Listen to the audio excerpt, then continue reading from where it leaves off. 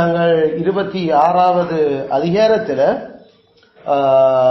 6வது பத்தியை இன்றைக்கு திரும்ப நாங்கள் கவனிக்க போறோம். அந்த 6வது பத்தியை நான் வாசிக்கிறேன், கவனித்துக் கொள்ளுங்க. கிறிஸ்துவின் அழைப்பின் காரணமாகவும் அவரது அழைப்புக்கு கீழ்ப்படிவை வெளிப்படையாக காண்பித்து நிரூபிப்பதாலும் இச்சபைகளின் அங்கங்கள் பரிசுத்தவான்களாக இருக்கிறார்கள்.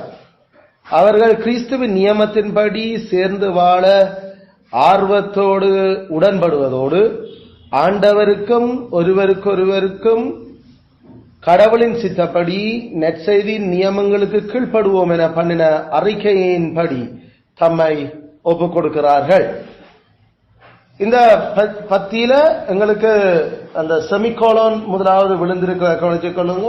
அது கிறிஸ்துவின் அழைப்பின் காரணமாக தொடங்கி அங்கங்கள் பரிசுத்தவான்களாக இருக்கிறார்கள் என்றதோட அவர் முக்கியமான அந்த பிரின்சிபல் அல்லது கொள்கை பற்றி எங்களுக்கு சொல்லப்பட்டிருக்கு. இதைத்தான் நாங்கள் போன முறை பார்த்து நாங்கள் அங்கத்தவர்களாக சேர்க்கப்படுகிறதுக்கு முன்னுக்கு அவர்கள்ட்ட நாங்கள் எதிர்பார்க்க வேண்டிய சில விடயங்கள் இருக்குது. அவர்கள் அதுல ஓமண்டு சொன்னாதான் அதுக்கு பிற்பாடு நாங்கள் திருச்சபையில் அவர்கள் அங்கத்தவர்களாக சேர்த்துக் கொள்ளலாம்.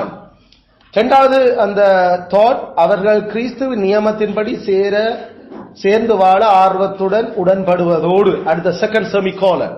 அப்ப இது தெரியுது. அப்ப இது இரண்டாவது ஒரு சிந்தனை ஓட்டம் அங்க எங்களோட முற்பிதாக்கள் போடுறினம்.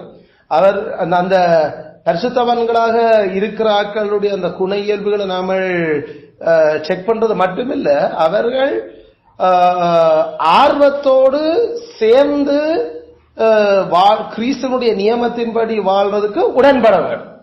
அப்ப அங்க ஒரு வாலண்டரி அதாவது தன்னார்வம் ஒன்று இருக்கிறது எங்களுக்கு காட்டப்படுது. அதே நேரம் அதுக்கான ஒரு உடன்பாடு என்று சொல்லிக்கலாம். அங்கே ஒரு கவனன்ஸ், ஒரு உடன்படிக்கை ஒன்று அங்க எழும்புகிறத நாம பார்க்கிறோம். அதே நேரம் அது என்னத்துக்காக? கிறிஸ்துவனுடைய நியமத்தின்படி சேர்ந்து வாழ. அப்ப அந்த நோக்கத்துக்காக தன்னார்வத்தோடையும் உடன்படிக்கையோடையும் அவர்கள் இதுக்கு ஒப்பு கொடுக்கிறேன். நம்ம ஒரு சபைக்குள்ள நுழையேக்கல. அது இரண்டாவது தாட்.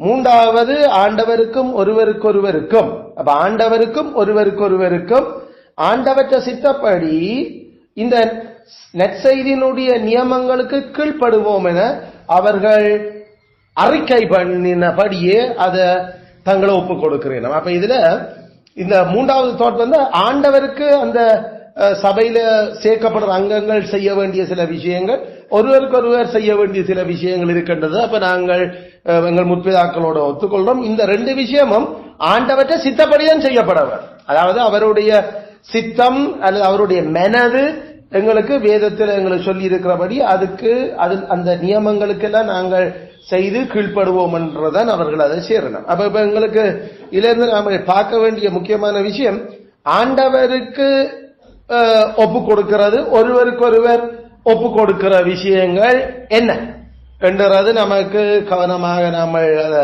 தெளிவட வேணும். அதே நேரம் நற்செய்தியின் அந்த நியமங்கள் இதுகளை பற்றி என்ன சொல்லுது என்றது நாங்கள் விளங்கிக் கொள்ள வேணும். பொதுவா நாம இதை விளங்கப்படுத்துறதுக்கு நாம எப்பயுமே சொல்றது 10 கற்பனையினுடைய முதல் பலக ஆண்டவருக்கு, இரண்டாவது பலக அயலவரோட நாம வாழ்றதை பற்றி எங்களுக்கு அயல உடன்படிக்கை, ஆண்டவரோட செய்திருக்கிற உடன்படிக்கை 10 கற்பனை தான். 10 கற்பனைக்கு நாம கீழ்ப்படிஞ்சு அதை படி வாழ்வோம் என்று சொன்னா நாங்கள் தேவனுடைய அந்த மனதின்படி அல்லது அவருடைய சித்தத்தின்படி சேர்ந்து கீழ்ப்படிஞ்சு வாழும். இப்ப இந்த 10 கற்பனைக்குள்ள இருக்கிறத நாம அது ஒரு சுருக்கம், அது ஒரு சமரி என்று நாம பார்க்கணும். அப்ப அதுக்குள்ள ஒவ்வொரு விஷயங்கள் எங்களுக்கு சொல்லப்படுது. உதாரணத்துக்கு முதலாவது கற்பனை தேவைப்படுத்துறது என்ன? முதலாவது கற்பனை தேவைப்படுத்துறது என்னடாப்பா? கடவுளை மட்டுமே வணங்க வேண்டும். கீழே கடவுளை மட்டுமே வணங்க வேண்டும் தேவைப்படுத்துறது. ரெண்டாவது அது தடுக்கிறது என்ன? கடவுளை மறுப்பதையும் வேற எதையும் வணங்குறதையும் தடுக்கிறது. அப்ப இது ஆண்டவரோடு நேரடியாக சம்பந்தப்பட்டிருக்கிற விஷயம் இல்ல, நேரடியாக ஆண்டவரோட. இரண்டாவது கற்பனை தேவைப்படுத்துறது என்ன? கடவுள் நியமித்த முறைகளால் மட்டும் அவரை வணங்க வேண்டும். இரண்டாம் கற்பனை தடுக்கிறது என்ன? சுருவ வழிபாட்டையும் கடவுள் நியமிக்காத முறையிலான அவரை வணங்குவதையும் தடுக்க. மூன்றாவது கற்பனை தேவைப்படுத்துறது என்ன?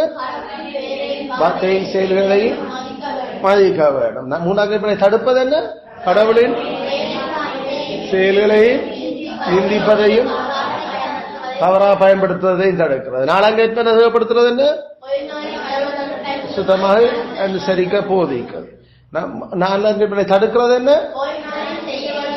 செய்யாமல் விடுவதையும் செய்வதையும் தடுக்கிறார்.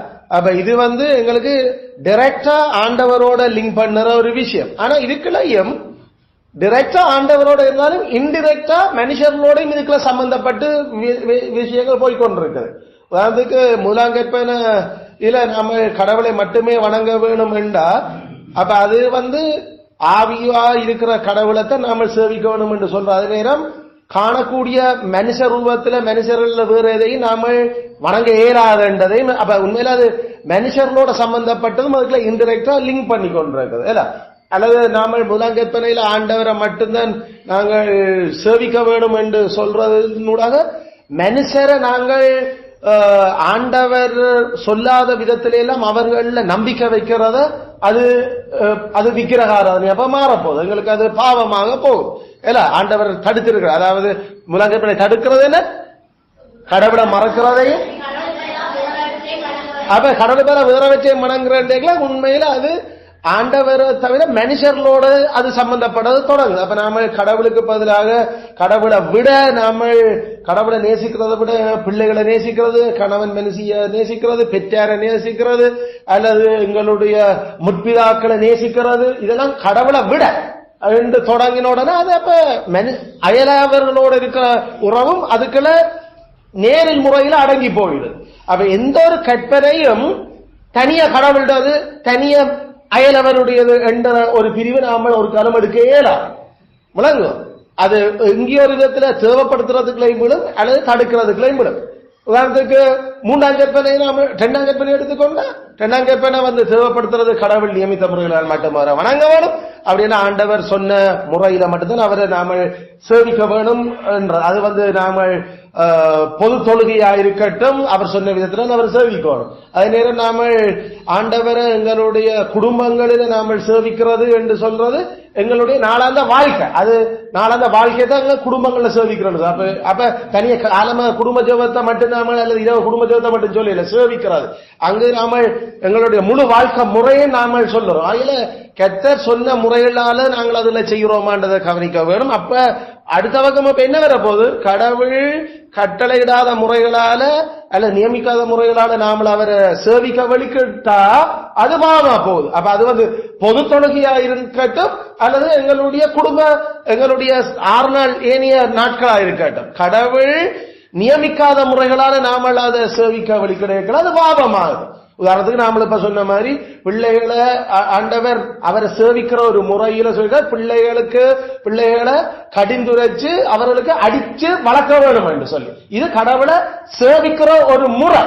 ஆனா இது பொது தொழுகையில நாங்கள் பிள்ளைகளை அடிச்சு கண்டிச்சு திரும்ப எடுத்து நாங்கள் கையாளுறது இல்லை. நாங்கள் அது வீடுல 6 நாளும் அதைத்தான் செய்ய போறோம். அப்படி செய்யல அப்ப நாம கடவுளை சேவிக்கிறதுன்றது we worship him. நாம அவரை மட்டுமே நாங்கள் அவர் சொன்ன முறையில் ஆராதிக்கிறதுன்றது நாம திரும்ப கையாடாம அவர் நியமிக்காத முறையில எல்லாம் நாம அவரை சேவிக்க வலிக்கிட்டா ஆண்டவர் இது நான் அப்படி சொல்லவும் இல்லை இந்த மனசுல வேறையும் இல்லை என்னென்று அப்படி அதை நீ ஒரு இஃபெக்டிவான ஒரு வினைத்திறனான அல்லது எனக்கு அது பிரியமா இருக்க வேண்டும் உனக்கு என்னென்று தெரியும் நீ அப்படி என்ற பிள்ளை வளர்ப்புகளை நீ செய்ய வைக்கல உதாரணத்துக்கு. அப்ப இதுகளெல்லாம் ஏதோ ஒரு விதத்துல நாம டைரக்டா ஆண்டவரோட சம்பந்தப்பட்ட கட்டளைகளை நாம சொன்னாலும் அது நேரில் முறையில மனுஷர்களோட சம்பந்தப்பட்டு கொண்டு இருக்கு. மூன்றாம் கற்பனை உதாரணத்துக்கு மூன்றாம் கற்பனை கடவுள் தன்னை வெளிப்படுத்தி இருக்கு. அவருடைய பேர் அவருடைய வார்த்தை அவருடைய செயல் நாம கவனமாக கையாளும். அதுக்கு எதிராக இருக்கிற பாவம் இல்லை தடுக்கிற பாவம் கடவுளுடைய பேரை வார்த்தைய செயல்களை நாம தப்பா பயன்படுத்துறது அல்லது அதை நாம கேவலமாக்கி போடுறோம். இதுல எங்களுக்கு தெரியும் ஆண்டவற்ற பெயர் வார்த்தை செயல்கள் அப்படி நான் 3 விஷயம் எங்களோட முற்பிதாக்கள் மேல தெளிவாக அப்ப கடவுளோட நேரடியா பேரோட சம்பந்த பேர் கதைச்சா சரி அல்லது அவருடைய வேதத்தில் அவர்களுக்கு வெளிப்படுத்தி அவற்ற 66 புத்தகத்தில் இருக்கிற சொல்லுகள் வார்த்தைகளா இருந்தாலும் சரி அல்லது அவருடைய செயல்களாக இந்த பூமியில அவர் படைச்சிருக்கிறதாலும் சரி அல்லது அவருடைய வார்த்தையில அவர் செய்திருக்கிற செயல்களா இருந்தாலும் சரி ஒன்றை நாம தப்பா பயன்படுத்த இயலாது நாம நிந்திக்க இயலாது. இப்ப எங்களுக்கு இது நேரடியா ஆண்டவரோட சம்பந்தப்படுகிறது எங்களுக்கு தெரியுது. ஆனா மனுஷரோட இது நேரல் முறையில சம்பந்தப்பட்டு கொண்டிருக்குது. இப்ப நாம யாருக்கு ஆண்டவருடைய பேரை அல்லது அவற்ற வார்த்தையை நாம தவறாக பயன்படுத்த தொடங்க போறோம். இன்னும் ஒரு மனுஷரோட நாம தவறா பயன்படுத்த போறோம். நாங்கள் அவற்ற படைப்புகளை குறித்து நாம எங்களுக்குள்ள தப்பா சிந்திக்கிறது மட்டும் இல்ல, அது அந்த படைப்புகளை நாம இழிவுபடுத்துறதுல நாம அவற்ற படைப்புகளுக்கு அந்த கற்பனையை நாம மீறி நாம செயல்பட போறோம். அதுல பேசிக்கா 10 கற்பனையினுடைய ஒவ்வொரு கற்பனையும் அது ஆண்டவரோட தொடர்பில் இருக்கிறது மட்டுமில்ல, அது சக மனுஷரோடையும் படைப்புகளோடையும் சம்பந்தப்பட்டிருக்கின்றது வேதம் எங்களுக்கு காட்டுது. அப்ப இந்த பின்னணியை நாம மனதில் வச்சுக்கொண்டுதான் எங்களுக்கு திருச்சபைக்குள்ள நாம சேர்க்கப்படைக்குள்ள மங்கத்தவர் ஆண்டவருக்கும் தாங்கள் ஒப்புக் கொடுக்க வேணும், ஒருவருக்கு ஒருவரும் ஒப்புக் கொடுக்க வேணும் என்ற அந்த சொல்லாடலை நாங்கள் கவனமாக நாங்கள் விளங்க தொடங்கும். அது அப்படித்தான். அது ஆண்டவரோட சம்பந்தப்பட்ட கட்டாயம், அது மனுஷர்களோடையும் அது சம்பந்தப்படும்.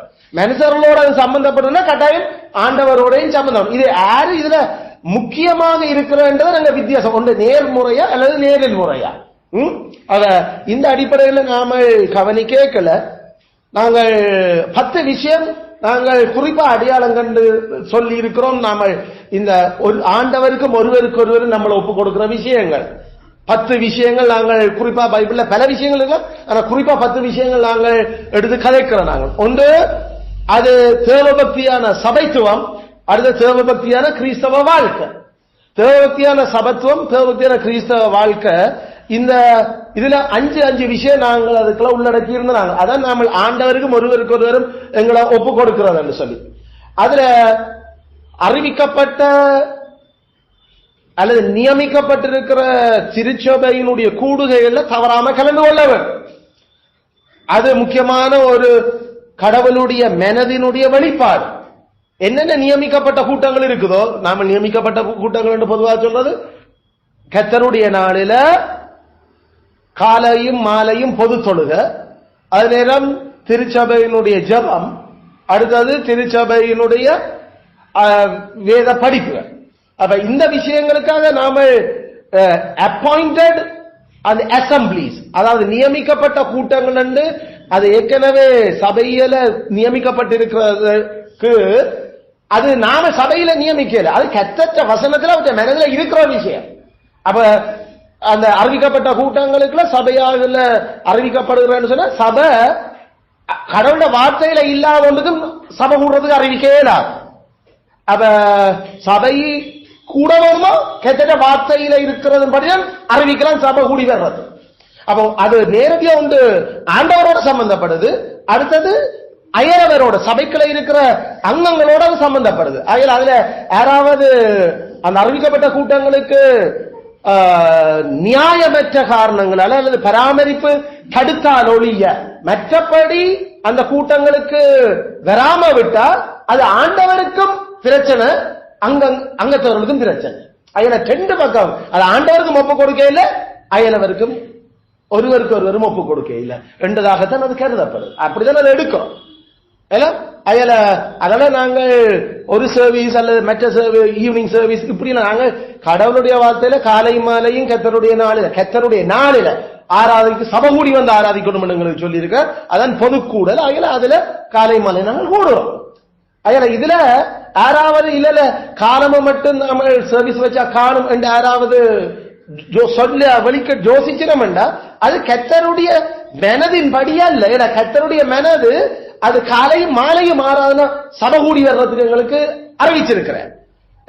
அப்ப அப்படி யாராவது சபையில சில பராமரிப்பு தடுத்தாலோழிய மற்றபடி திருச்சபை கூடி வர வேண்டும் என்று சொன்னதுக்கு முரணாக யாராவது மனுஷர்கள் சபைக்குள்ள அந்த கட்டளைகளை கொடுக்கவர்கள் இல்ல, நாம கூடி வர தேவையில்லை இரவு பின்னேரங்கள்ல அல்லது மாலை நேர ஆராதனை இல்ல, நாங்கள் அப்படி அவசியம் இல்லை என்று யாராவது சொன்னா உண்மையில அது கர்த்தருக்கு தங்களை ஒப்புக் கொடுக்காத வேலை. அது சக அங்கத்தவருக்கு எதிராக நடக்கிற வேலை. அதுல இதுகளை நாம விளங்கி கொண்டிருக்கிறோம். அதுல தவறாம கூடுதல கலந்து கொள்ள வேண்டும். அதே நாங்கள் சபையினுடைய அல்லது ஒரு உள்ளூர் சபையினுடைய விசுவாசம், அதனுடைய நிர்வாக தரம், அதனுடைய அட்மினிஸ்ட்ரேட்டிவ் குவாலிட்டிக்கு எந்த ஒரு கேடும் வராம நாம நடக்க வேண்டும் என்று எங்களுக்கு வேதம் எதிர்பார்த்திருக்கிறது. அப்ப எங்களுடைய முன்னோர்களுடைய விசுவாசத்தின்படிதான் திருச்சபை கட்டப்பட்டு கொண்டு வந்தது. அதில் அந்த திருச்சபையில் ஒவ்வொரு உள்ளூர் சபைகளும் எந்தெந்த மொழியாக இருந்தாலும் எந்தெந்த நாடா இருந்தாலும் அங்கு அமைக்கப்பட வேண்டும். அதில் அந்த விசுவாச தராதரத்தை ஒவ்வொரு உள்ளூர் சபையும் பேண வேண்டும். அப்படி ஏதாவது உள்ளூர் சபையில் அந்த தராதரம் பேணப்பட இல்லையா அது அவர்கள் கடவுளுடைய மனதை சரியா இன்னும் விளங்க இல்லை.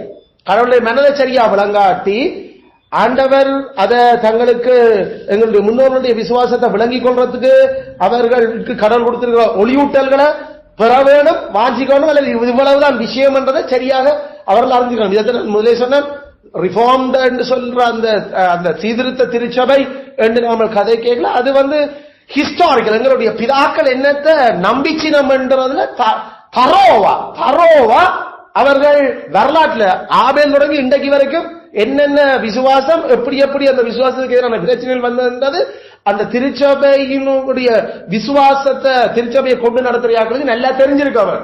அப்படி தெரியாம திருச்சபை கூடி வர்றது வர இயலாது. அது அப்படி கூடி வந்து அவர்கள் என்ன செய்யப்பட வேணும், வெளிச்சங்களுக்காக தேவன் தொடர்ந்து கேட்டு வரலாற்றுல அந்த விசுவாசம் என்ன என்று சொல்றது தெளிவாக அறியப்பட வேண்டும். அதாவது நாம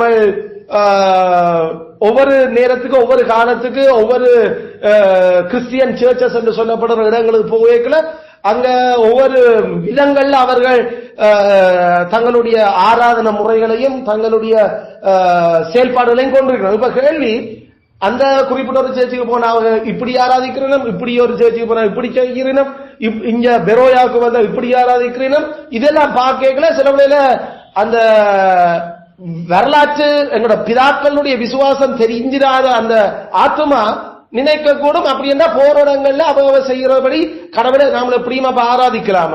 ஆனா அப்படியே இல்ல. ஏன்னு சொன்னா எங்களுக்கு வேதம் சொல்லுது, நாம சபை என்றதை நாம 5ஆம் அதிகாரத்துல தொடங்கினாங்க இல்ல, முறையான பொது வழிபாட்டை செய்யறதுக்கு தான் திருச்சபை. அப்ப அது என்ன, லாஃபுல் பப்ளிக் வர்ஷிப், முறையான சட்டபூர்வமான அந்த பகிரங்க தொழுகை என்றால் அப்ப என்ன என்றது சரியா. அப்ப ஏன் பாடல்கள் முடியையும் நாங்கள் ஆமேன் சொல்லுறோம், ஏன் நாங்கள் ஜபம் முடியக்களையும் ஆமேன் சொல்லுறோம், ஏன் நாங்கள் பிரசங்கங்களுக்கு இடையில சில முக்கியமான அந்த சத்தியங்கள் வெளிப்படைகளை ஆமேன் சொல்லுறோம். அப்ப இது சில சபைகள்ல ஜபிச்சா மட்டும்தான் ஆமேன், பாட்டுக்கு முடிய ஒன்று ஆமேன் இல்ல, பிரசங்கங்கள்ல முக்கியமான சில சத்தியங்கள் வரைகளை ஒரு தரம் ஆமேனும் இல்ல ஒன்றும் இல்ல. இப்படி இருக்கீங்களா? அப்ப அங்க கிறிஸ்துவனுடைய மனதை சரியாக அவர்கள் இன்னும் படிக்க இல்லை. அதை எங்களுடைய பிதாக்கள் கிட்ட இருந்து அவர்கள் கற்றுக்கொள்ளையும் இல்லை. அதனால நாமளும் அப்படித்தான், நாமளும் ரோமன் கத்தோலிக்கமா இருக்கலாம், அல்லது கரிஸ்மெட்டிக்கா இருக்கலாம், அல்லது ரிஃபார்ம்டுக்கெல்லாம் கூட நாங்கள் வந்த அப்புறம் கூட எங்களுக்கு பல இந்த முறையான பொது தொழுகையினுடைய அந்த விஷயங்கள் நாங்கள் சபையை நடத்துறையாக்களா இல்லாம நாங்களும் விசுவாசிகள் இருந்தபடி நமக்கும் தெரிய. அப்ப நாங்கள் கடவுள் கிருபியா எங்களுக்கு எங்களோட பிதாக்களுடைய விசுவாசத்தை வரலாற்று ரீதியா படிக்க வச்சு அதை வேத வாக்கியங்கள் அப்படி அதுக்கு ஓமண்டுதா என்றது எல்லாத்தையும் செக் பண்ணிக்கலாம். நாங்களுக்கு தெரியாது அப்ப சரி, அப்ப நாமளே அப்ப செய்யாம இவ்வளவு நானும் விட்டுட்டோமே என்று சொல்றதில்ல. நாங்கள் பிறகு அதில் சரிப்படுத்தி அதை செய்யணும். உதாரணத்துக்கு நாம சொல்லலாம், காலமா மட்டும் சர்வீஸுக்கு போனா காணும் என்ன, நாம ரோமன் கத்தோலிக்கத்தில் இருக்கீங்களும் சரி, காலம பூசை ஒரு ஞாயிற்றுக்கிழமை மட்டும்தான் காலமையும் பின்னேற பூசை சரி, அவையெல்லாம் வளமையா காலம் ஒரு சர்வீஸுக்கு போனா சரி என்ற நினைப்புல அப்பையும் வளர்ந்து பிறகு கரிஸ்மெட்டிக்குள்ள போன கைக்கும் கரிஸ்மேட்டிக்லயும் காலம சர்வீஸ், அதுல காலம சர்வீஸோட முடிஞ்சா அன்றைக்கு கத்திர நாள்ல சர்வீஸ் முடிஞ்சது, பொது தொழுகை முடிஞ்சது. பின்னேரம் நாம கூட வேணும்ன்றது அப்படியும் இல்லை. நாம ரிஃபார்முக்கு வந்த பிறகும் அங்கேயும் கூட நமக்கு காலம சர்வீஸ் தான் அங்க வைக்கப்பட்டிருந்தது. பின்னேற சர்வீஸை பற்றி ஒரு கதையும் இல்லை, ஒன்றும் இல்லை. அதனால நாம நினைச்சுக்கொண்டோம், அப்ப காலம ஞாயிற்றுக்கிழமை கத்தருடைய நாள்ல ஒரு நாள் ஒரு நேரம் கடவுளை ஆராதிச்சா சரி, அப்ப அதான் முறையான பொது தொழுகைகள். ஆனா நமக்கு எங்களுடைய பிதாக்களுடைய விசுவாசம், அவர்களுடைய அந்த கொள்கை பற்றிகளை நாம படிக்கல, அதை வேதத்துக்களை திருப்பி கவனிக்கல எங்களுக்கு தெரியுது.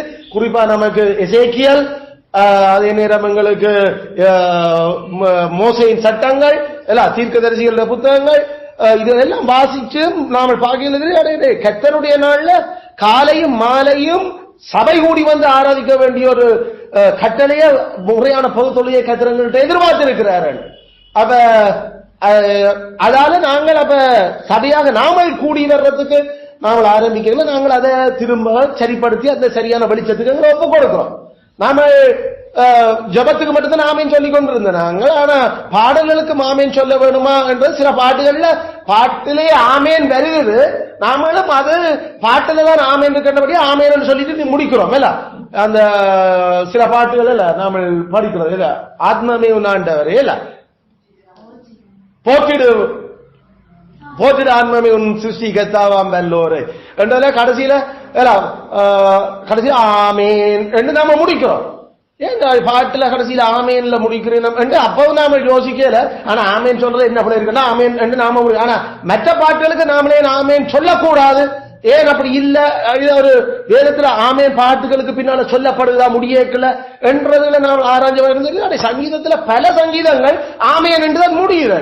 அப்ப தாவீதுடைய பாட்டுகள் ஆமேன், அதுல சங்கீத பாடல்கள் அவை, அது ஒரு விதமான பலி செலுத்தல், அது ஒரு விதமான எங்களுடைய ஆண்டவர் நாமல் துதிக்கிறது. அதனால ஆமேன் நாமல் அந்த இடங்கள்ல அதை சேர்க்க வேண்டும் என்றதை நாமல் அதை கொண்டு வந்தாங்க. அதே நேரம் பிரசங்கங்களுக்கு இடையில சில வேளையில தேவனுடைய வார்த்தை எங்களுக்கு பலமாக அந்த சத்தியங்கள் சொல்லப்படுகிற முக்கியமான சில விஷயங்கள் வரையில நாங்கள் இடையில ஆமேன் என்று நாமல் சொல்லுறது வழக்கமாக்கு. முந்தி நாம வாய தொடர்கையில கவனமாக்கியோ இதான். ஆனா நாம ஆண்கள் நாமல் அதுகளை கூட கவனிக்க அவருடைய சத்தமில் வர வேண்டியது.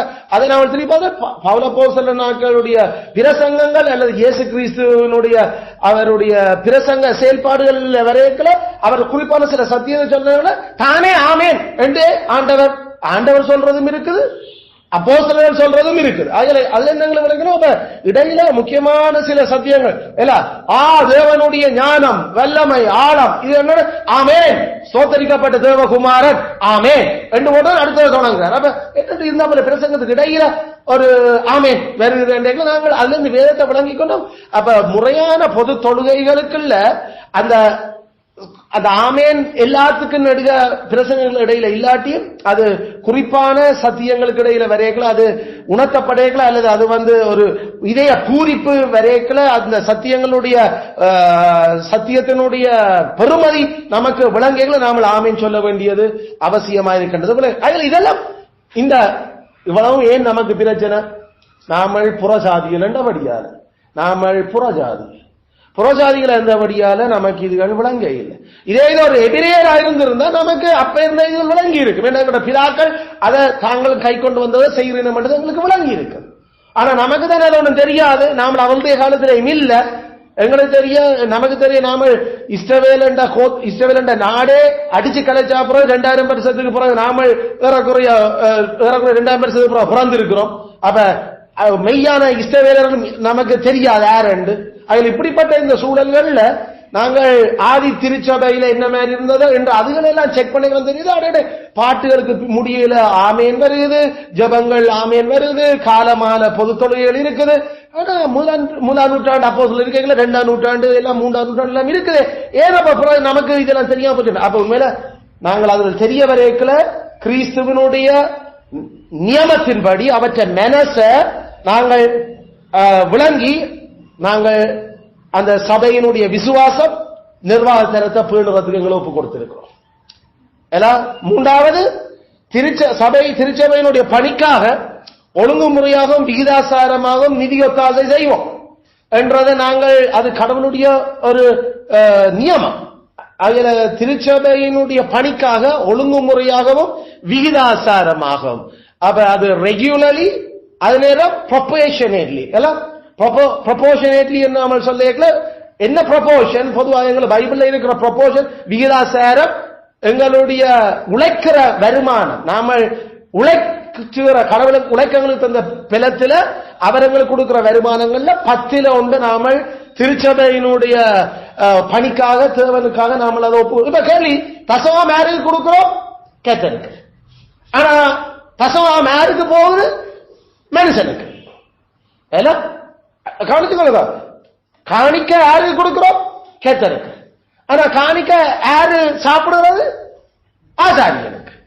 அப்ப இது புதுசு இல்ல. அதான் நாங்க சொன்னாங்க, கத்தரோட சம்பந்தப்பட்டிருந்தாலும் அது மனுஷரோடையும் அது நேரில் முறையில சம்பந்தப்படுறது. ஆனதுக்கு என்னுடைய ஆலயத்தில் ஆதாரம் உண்டா இருக்கும்படி தசவாங்க காணிக்கலாம் கொண்டு வாங்க. ஆனா கொண்டு வந்து அது யாருக்கும் மேல போக போகுது? ஆசாரியர்களுக்கும் லேகியருக்கும் தான் போக போகுது.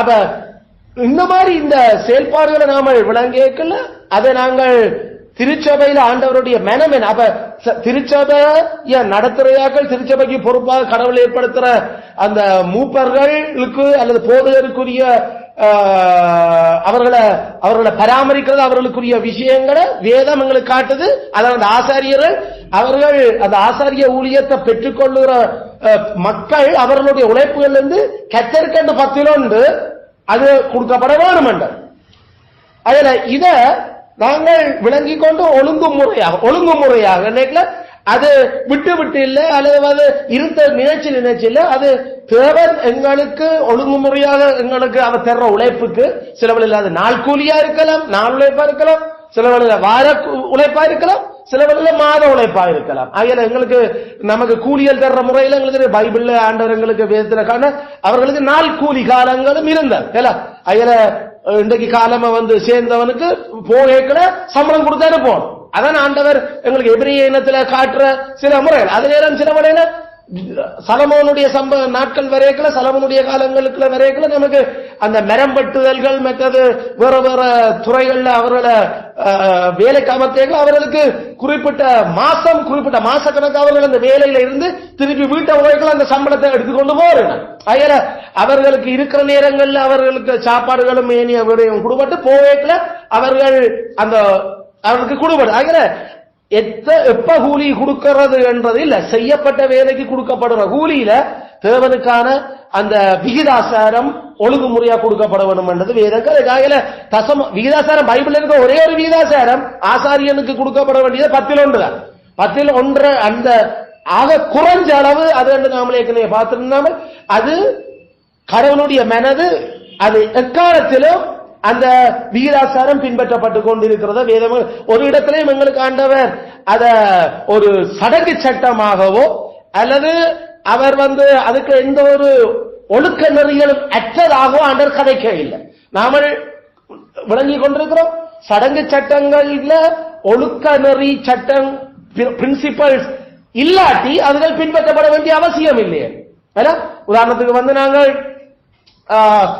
சில சடங்குகளோட நாங்கள் சம்பந்தப்படுற உதாரணத்துக்கு ஆடு மாடு புறா இதெல்லாம் பலி கொண்டு வர சொல்லுற அந்த சட்டங்கள் அதில் முழுக்க சடங்கு. ஆனா அந்த சடங்குக்குள்ள இருந்த அந்த ஒழுக்க நெறி அது கிறிஸ்துவில பார்க்கப்பட்டு நாங்களும் இப்ப ஆண்டவர் ஆராதிக்க வரைக்குள்ள எங்களுடைய உள்ளான மனுஷன் எங்களுடைய இருதயம் ஆண்டவருக்கு தகனமாய், ஆண்டவருக்கு சர்வாங்கமாய், ஆண்டவருக்கு சமாதானமாய், ஆண்டவருக்கு உற்சாகமாய், ஆண்டவருக்கு நன்றி அறிதலாய், ஆண்டவருக்கு போஜனமாய், ஆண்டவருக்கு பானபலியாய் என்கிற இதயம் கொண்டு வரப்பட வேண்டும் என்றால் அந்த பிரின்சிபல் அது இப்பையும் புதிய உடன்படிக்கையிலையும் அதை நாங்கள் செய்கிறோம்.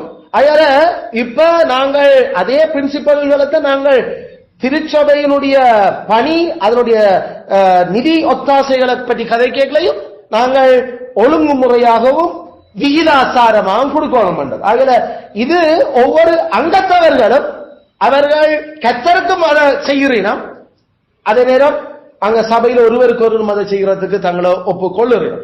அதுல இதை நாங்கள் குறிப்பாக அதில் விளங்கிக் கொள்ளுறோம். அடுத்தது திருச்சபையினுடைய ஆரோக்கியம் பாதுகாப்பில் நாங்கள் அக்கறை காண்பித்தல். திருச்சபையினுடைய ஆரோக்கியம் பாதுகாப்பு, நான் என்ற சௌரனுக்கு காவலாளியோ என்று காயின் கேட்ட மாதிரி நாங்கள் இல்ல.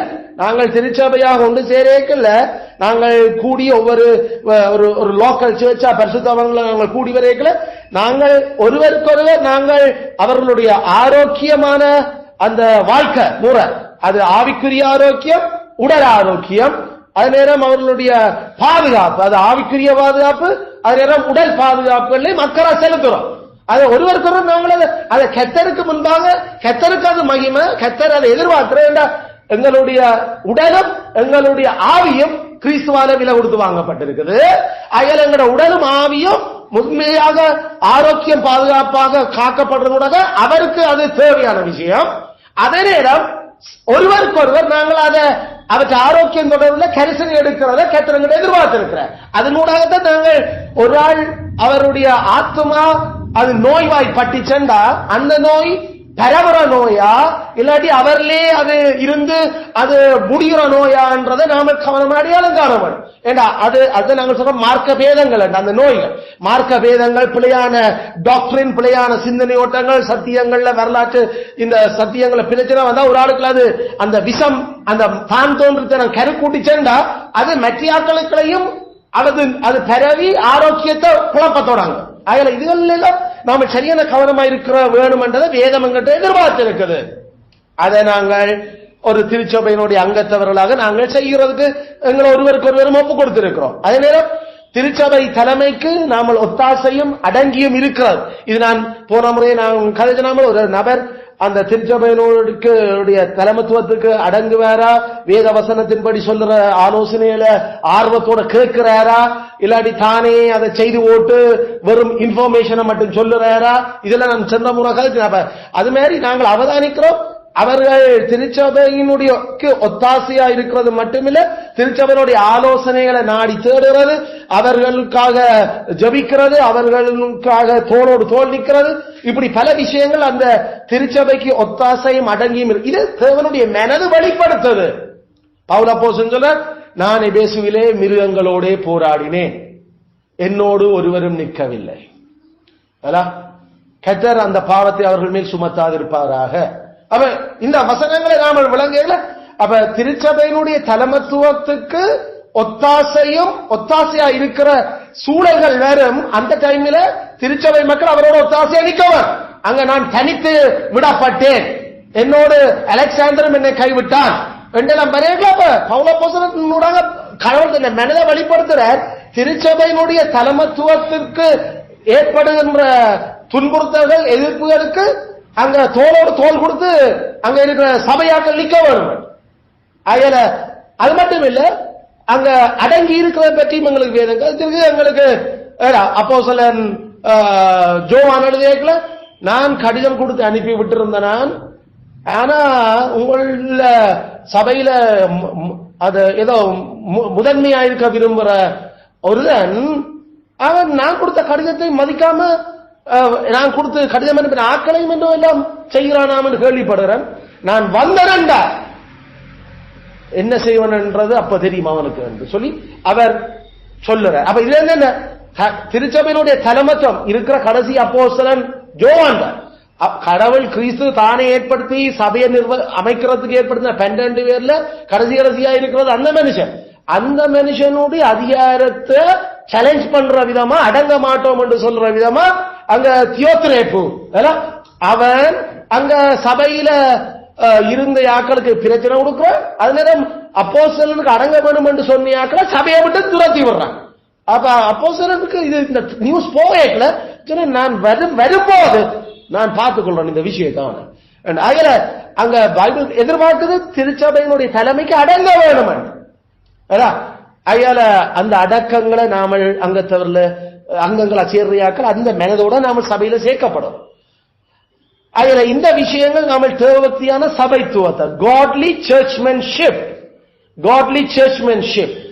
அந்த சர்ச்மேன்ஷிப்பை நாம காட்லியா மெயின்டைன் பண்றதுக்கு கிறிஸ்து தந்த வசனத்துல மனதில சொல்லி இருக்கிறத பைபிள்ல நாம விளங்கி, குறிப்பா இந்த 5 நாங்கள் குறிப்பா நாம இது பார்த்தோம். இதை விட இன்னும் பல விஷயங்கள் இருக்கலாம், ஆனா அட்லீஸ்ட் இந்த 5க்குள்ள நாங்கள் இதுகளை உட்படுத்த வேண்டும் என்று எதிர்பார்க்கிறோம். அதனால தேவபக்தியான கிறிஸ்தவ வாழ்க்கை. காட்லி என்ன தேவபக்தியான கிறிஸ்தவ வாழ்க்கை? காட்லி ஃபேமிலி லைஃப். அல்ல, காட்லி ஃபேமிலி லைஃப். அப்ப சர்ச் வாழ்க்கைன்றது நமக்கு கர்த்தருடைய நாள்ல ஒரு பெரும்பாகமும், மற்ற 6 நாட்களும் அப்பப்ப ஒரு சில விஷயங்களுக்கு நம்ம போதகரோட மூப்பர்களோட ஏனியவர்களோட தொடர்பு கொள்ள போறோம். மிச்சம் 6 நாளும் நாங்கள் எங்களுக்கு ஆண்டர் தந்திருக்கிற அந்த 2ஆம் பட்சமான அழைப்புகள், எங்களுடைய வேலைகள்ல நாம மினக்கட போறோம். எங்களுடைய அழைப்புகள் அப்படி அதுல நாம இது கேட்கலையும் அங்கேயும் காட்லி அந்த ஃபேமிலி லைஃப நாம மெயின்டைன் பண்றோமா என்றத ஆண்டவர் எதிர்பார்க்கிறார், அதை தேவைப்படுத்துறார். அதுல நாம சொன்னோம், ஆண்டவரோட நாங்கள் தனிப்பட்ட உறவை சரியாக பேணுறது ஒவ்வொரு அங்கத்தவரும். அது நேரம் வேதம் போதிக்கிற குடும்ப வாழ்க்கைக்கும் ஆட்சிக்கும் நாம ஒப்பு கொடுத்து வாழ்றோமான்றது. அப்ப அதன் புருஷன் மனுஷனுடைய கடமைகள், பெற்றாருடைய கடமைகள், பிள்ளைகளுடைய கடமைகள், இதுகள் எல்லாம் அதுக்கெல்லாம் வருது. எல்லாம் தனித்தாள் சுவிசேஷமயமாக்கல். அதாவது நாம வேலை செய்கிற இடமோ, நாங்கள் வீடுகளில் சந்திக்கிற வார உறவினர்களோ அல்லது நாமளும் போய் சந்திக்கிற ஆக்களுக்குள்ள சுவிசேஷ மயமாக்கல்ல நாம எவ்வளவு ஜபத்தோட நாங்கள் கவனமாதுகளுக்குள்ள இருக்கிறோம். சுவிசேஷத்தை எப்படி ஆக்களுக்கு நாம காட்டுறது, அவர் தேவைப்படைகளை கலைக்கிறது என்றதுல நாம எவ்வளவு கவனமாக இருக்கிறோம் வேதம் எதிர்பார்த்து இருக்குது. அதே நேரம் நாங்கள் கிறிஸ்தவ சுதந்திரம் ஆண்டவர் எங்களுக்கு தந்திருக்கிறார். பல விஷயங்கள் நாம தேவன் படைச்சது எல்லாம் நல்லது, தேவன் அது எங்களோட சரீரத்துக்கு பொருத்தமானது, நாம சாப்பிடலாம். தேவன் படைச்சிருக்கிற விஷயங்களை நாம போடுற உடுப்புகள், எங்களுடைய பயன்படுத்துற வாகனங்கள், எங்களுடைய வீட்டு வசதி வாய்ப்புகள், இதுகளுக்கு எல்லாம் எங்களுக்கு பல சுதந்திரங்களை தேவன் எங்களுக்கு தந்திருக்கிறார்.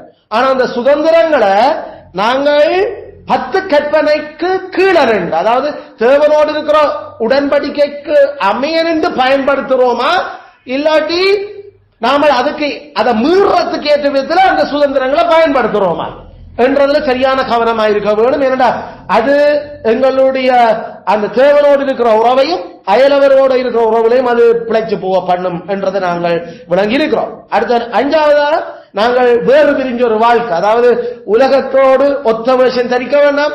உலகத்தில இருந்து நீங்கள் பிரிஞ்சு வாழுங்கோ. உலகத்தவருக்கும் இந்த கோணலும் மாறுபாடுமான சந்ததியின் நடுவிலிருந்து குற்றமற்றவர்களா மாசற்றவர்களா வாழுங்கோ என்ற இந்த பல கிறிஸ்துவனுடைய அந்த மனசை நாங்கள் விளங்கி, நாங்கள் உலகத்தாக்களுடைய பல விடயங்களுக்கு நாங்கள் ஒத்து வந்து வாழ இல்லை, ஒத்து போக இல்லை. அவர்களுடைய பல களியாட்டுகளுக்கு நாங்கள் சேர்ந்து போறது இல்லை. ஏன்னா அது பல விடயங்கள்ல 10 கற்பனைக்கு முரணாக அது போறபடியாது. அதனால நாங்கள் எந்த ஒரு அவர்களுடைய நிகழ்வுகளை நாங்கள் கலந்து கொள்றது இல்லை என்ற அர்த்தம் அல்ல. நாங்கள் ரட்சிக்கப்படாத அல்லது எங்களுடைய உறவினரோ நண்பர்களோ அவர்களுடைய பங்கன்கள், அவர்களுடைய கேதரிங்ஸுக்கு நாங்களும் பல சந்தர்ப்பங்கள்ல போறோம். அப்படி போகல கூட அது நாங்கள் 10 கற்பனைக்கு முரண்படாத விதத்தில் வேறு பிரிஞ்ச ஒரு வாழ்க்கையா வாழுகிறது கொண்டுதான் அதை நாங்கள் செய்கிறோம். நாங்கள் எல்லாத்தையும் விட்டு போட்டு நாங்கள் புறசாதி கிறிஸ்தவத்தால சபைக்குள்ள நுழைஞ்ச பிரம்மச்சாரிய வாழ்க்கையையும் அல்லது ஆச்சிரம வாழ்க்கையையும் நாங்கள் வாழ இல்லை. அது எபிரேய நாம இப்படி வாழ்க்கையெல்லாம் பார்க்கிறார். பிரம்மச்சாரியமும் அதே நேரம் ஆச்சிரம வாழ்வும் நாமல் பார்க்கிறார். மற்றது புலால் உண்ணாமை, கல் உண்ணாமை, இந்த மாதிரியான விஷயங்கள் எபிரேய கடவுளுடைய மக்களுக்கு நாம கடைசி வரைக்கும் பார்க்கிறார். அது புறஜாதிகளை ரட்சிக்கப்பட்ட ஆட்கள்லாம் தங்களுடைய கலாச்சாரத்துல கல்லுண்ணாமை, புலால் இறைச்சி சாப்பிடாமை, அது நேரம் துறவர வாழ்க்கை, அந்த ஆச்சிரம வாழ்க்கை, இதெல்லாம் செய்தது புறசாதி இதிலிருந்து ரட்சிக்கப்பட்ட கிறிஸ்தவர்கள். இது அப்போஸ்தலர்களுடைய மரணத்துக்கு பின்னர் ஏற்பட்ட 2ஆம் நூற்றாண்டுக்கு பிறகு எழும்பின புறஜாதி தாக்கங்கள் சபைக்குள்ள. மற்றபடி பைபிள்ல அப்படி ஒரு அதெல்லாம் தேவனங்களுக்கு அனுபவிக்கிறதுக்கு தந்த விஷயம்.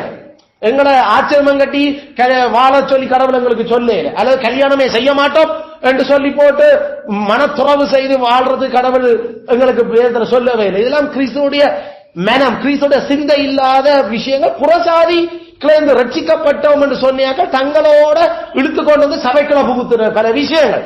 அது குறிப்பாக அலெக்சாண்ட்ரியன் சபைகள்ல இது தொடங்கினது. எங்களுக்கு எகிப்த், அலெக்சாண்ட்ரியா போன்ற பட்டணங்கள்ல கிபி 160-170கள்ல தொடங்கினது. அங்க இருந்து தாங்களும் ரட்சிக்கப்பட்டோம் சொன்ன கொஞ்சம் பேர் இதுகளை சபைக்குள்ள கொண்டு வந்து கடைசியில இதுதான் கிறிஸ்துக்கு விருப்பமா இருக்கும் என்ற ஒரு விஷயத்தை ஏற்படுத்தி விட்டாங்க.